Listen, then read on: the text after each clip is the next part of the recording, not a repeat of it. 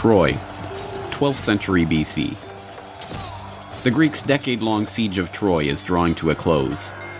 The cunning Odysseus has hit upon a plan to subvert the Trojans' defenses. The Greeks build a giant wooden horse and then pretend to sail away, leaving the horse at the gates of Troy as an apparent offering to the goddess Athena. The Trojans, believing the gift will make their city impregnable, take it within the city gates. But it is a trick. Odysseus and his men are hidden inside the hollow horse, and they emerge during the night to open the gates and let in the Greek army, who have returned to take the city. The Trojans don't get a chance to learn from their mistake. The Greeks sack the city and massacre its inhabitants. The Trojan horse was the earliest recorded military psyop. The lesson of the story, recorded in the council to "Beware Greeks bearing gifts," is that we should not let down our defenses when an erstwhile enemy offers us aid. Today, that counsel is as useful as ever, but today's tricksters have donned the mantle of philanthropy, and their Trojan horses are not wooden statues, but non-governmental organizations offering aid to foreign nations. The bitter truth is that in a surprising number of cases, NGOs are the deep state's Trojan horses. This is the Corbett Report. In 2015, Kyrgyzstan made what might seem at first glance to be a surprising move. It canceled a cooperation treaty with the US that had been in place since 1993. The treaty granted tax breaks and customs privileges to organizations like the US Agency for International Development, USAID, and gave their workers diplomatic immunity in the country. All of that came to an end after the US granted a human rights award to Azimyan Askarov, an activist swept up and thrown in jail for creating a threat to civil peace and stability in society after the Uzbek riots in South Kyrgyzstan in 2010. Reaction from the usual Western outlets was swift and predictable. Kyrgyzstan has lost its mind. Or, to be more precise, it's all Putin's fault. Somehow. But don't worry, the US will continue aiding Kyrgyzstan anyway, whether they like it or not, because that's just how they roll. Go Team America! But Kyrgyzstan is not the only country to crack down on aid from foreign NGOs. In the last few years, a series of countries, including Russia, China, and India, have passed laws placing stricter controls on the operations of these organizations within their borders. Well, Russia is throwing the smackdown on poor little old NGOs, these charitable organizations that were set up. The reasoning behind them, that they might be trying to take down the Kremlin.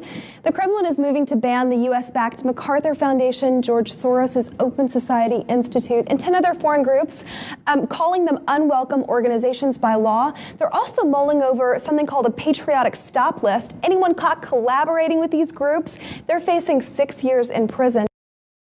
China has passed the country's first law regulating overseas NGOs or non-governmental organizations. The Chinese government always welcomes foreign NGOs to come to China to expand cultural and charity activities, and their achievements are highly spoken of by the Chinese authorities. But there are a few illegal exceptions in which NGOs came to China to harm its national security. The law covers activities of NGOs founded outside the Chinese mainland. They must register with public security authorities and declare where their funding is coming from. India has placed Ford Foundation on a watch list and ordered all funds from the US-based non-profit organization to be routed to recipients only after the Home Ministry's approval. Citing national security concerns, the Home Ministry has asked the Reserve Bank of India to ensure funds given by Ford Foundation to Indian recipients be brought to its notice and dispersed only after its clearance. The ministry said in its order that it wanted to ensure funds coming from Ford Foundation were utilized for bona fide welfare activities without compromising on concerns of national interest and security. An Egyptian court has convicted 43 Egyptian and 16 American NGO workers for working illegally in Egypt while encouraging unrest. The defendants, who were mostly absent from court, were sentenced to up to 5 years in jail. The verdict calls for the closing of U.S. nonprofit groups, such as the International Republican Institute and the National Democratic Institute and Freedom House, which back in 2012, Egypt accused of receiving illegal funding and operating without licenses. So what on earth is going on? Why are all of these countries kicking out all of these US-based non-governmental and quasi-governmental entities? Why would they be opposed to charity and aid? The answer is not difficult to understand. These organizations are Trojan horses, designed to appear as gifts, but containing secret trapdoors through which hidden forces can enter the country and covertly undermine the governments in question.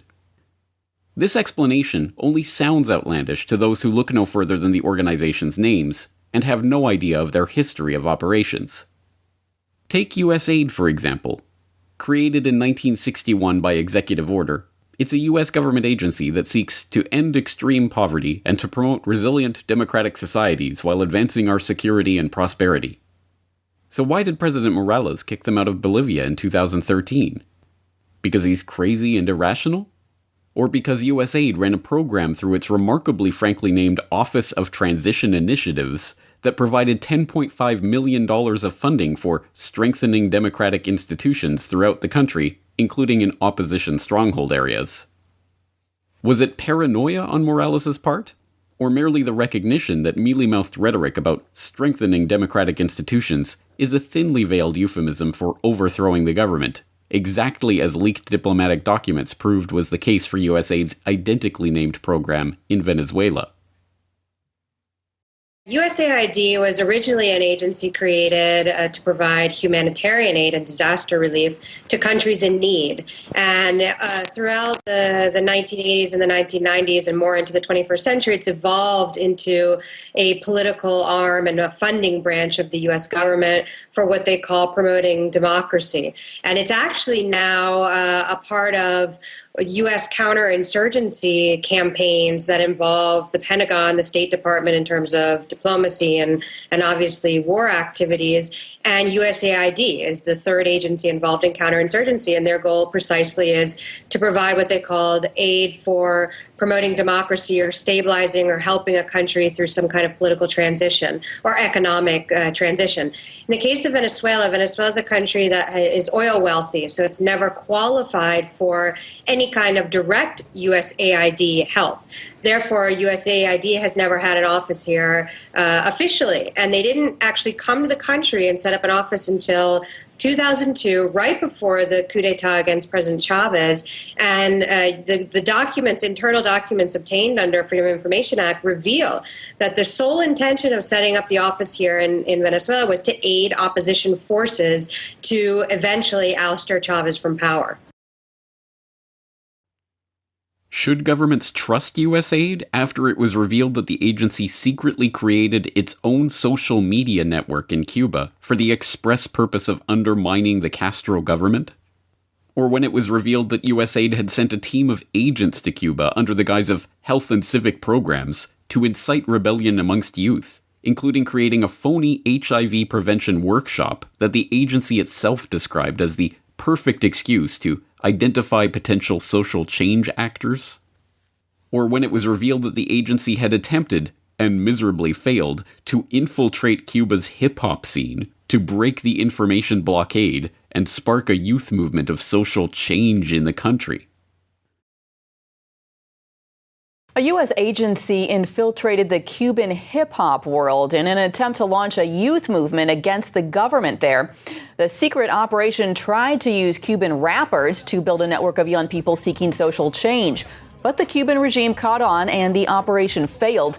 In the process, the U.S. Agency for International Development unintentionally compromised a vibrant music culture that produced hard-hitting grassroots criticism of the country.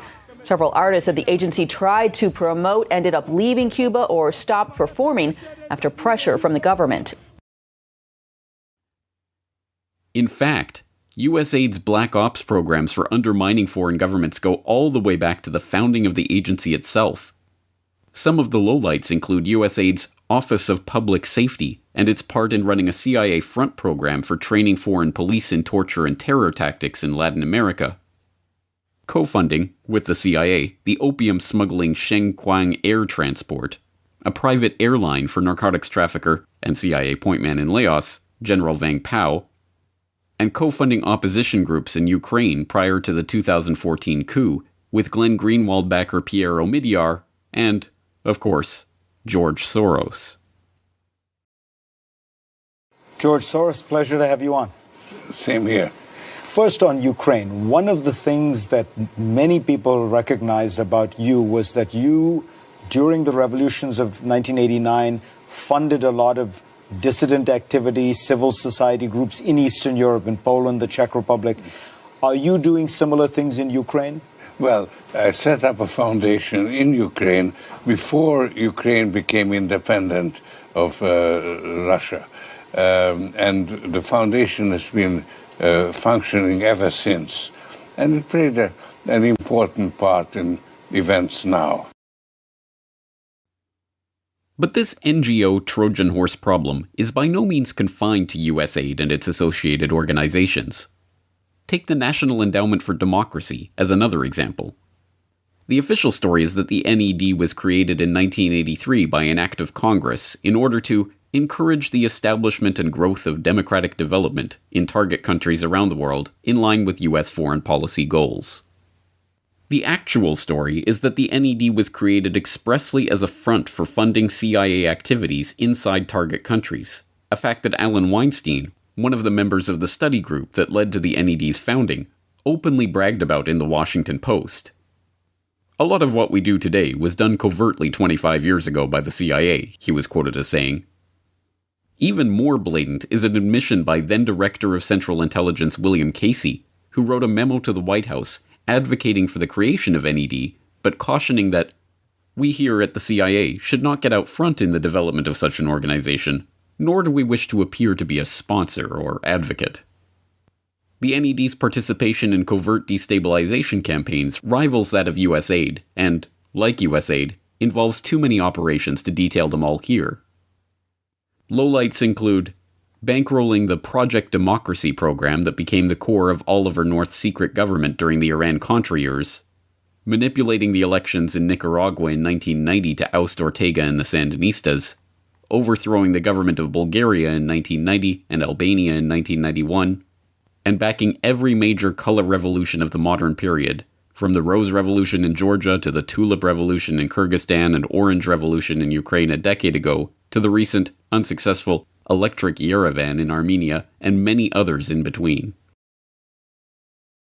What about Ukraine? I understand there are a few organizations that have been involved in Ukraine trying to disturb that government. Of course, we have visited on this subject quite a bit, but I didn't realize how much the NED is involved over there. And this is a big issue because I think the argument could definitely be made that NATO should have ended after the Cold War, but definitely the National Endowment for Democracy should have been ended after the Cold War.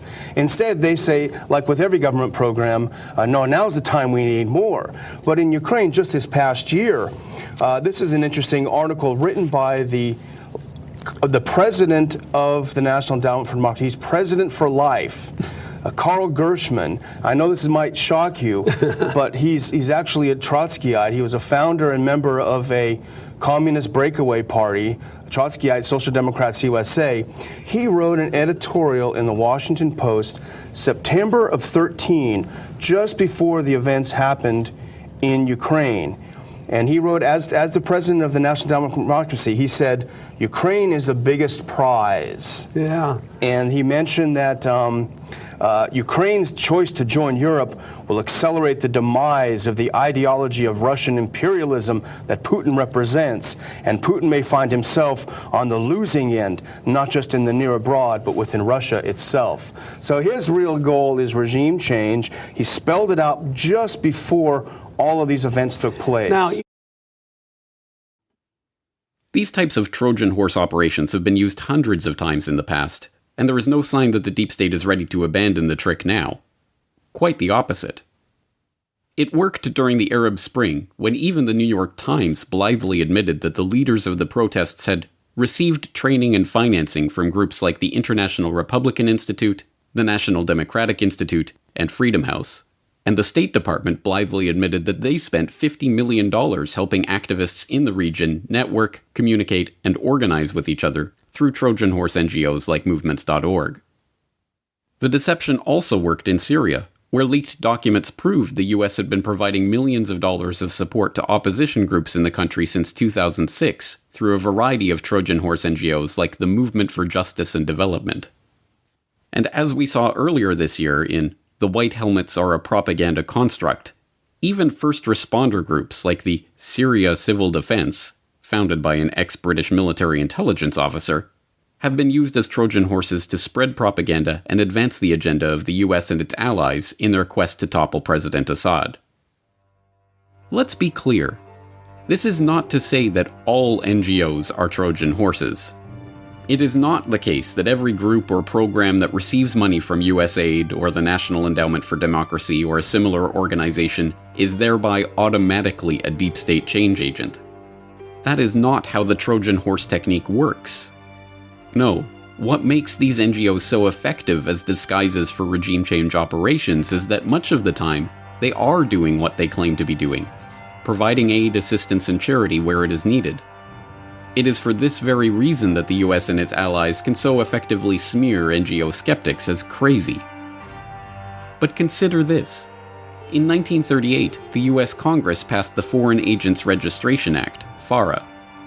With the notable exception of AIPAC, NGOs, lobby groups, and individuals who are representing a foreign agent are required to register under the Act and are subjected to greater scrutiny of financial records and other activities. The irony is that FARA is essentially the same type of legislation that has recently been passed in China, but when the Chinese do it, it's craziness. When the US did it 70 years ago, it was just good common sense. Once again, the hypocrisy is evident for those who wish to see it. If there is any good to come out of this, it is that the public is increasingly aware of these types of covert activities. Perhaps more to the point, victims of these operations are now more willing to stand up to the US and suffer its potential diplomatic wrath by scrutinizing, monitoring, watchlisting, regulating, or even kicking out these agents of chaos. And now, just like the Trojans thousands of years ago, the world is learning the hard way that sometimes a gift is better left unopened.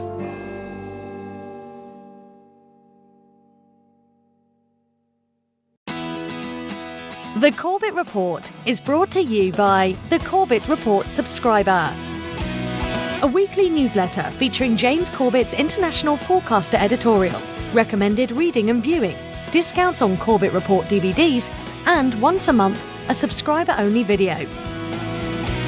Sign up today to start receiving your copy at corbettreport.com/support.